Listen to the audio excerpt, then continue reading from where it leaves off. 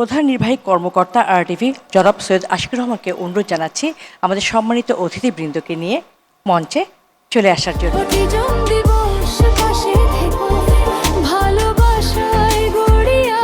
এই মুহূর্তটা একটি বিশেষ মুহূর্ত।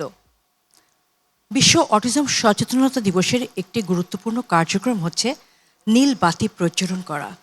এই নীল বাতি প্রজ্বলন করে তারা যে আমাদেরই অংশ সেটা যেরকম বোঝাতে চাই সমাজকে, তেমনভাবে সচেতন করতে চাই সমাজকে যে তাদেরকে সম্মান জানাতে হবে, তাদেরকে অধিকার দিতে হবে, সব কাজে তাদেরকে আমাদের পাশে রাখতে হবে। মঞ্চে দাঁড়ানো যে বিশেষ অতিথিরা রয়েছেন সম্মানিত সকল অতিথিবৃন্দকে অনুরোধ জানাবো নীলবাতিটা প্রজ্বলন করবেন।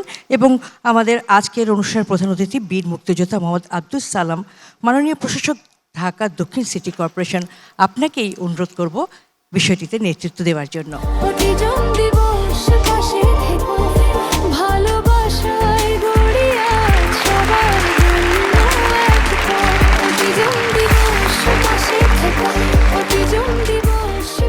অনেক ধন্যবাদ।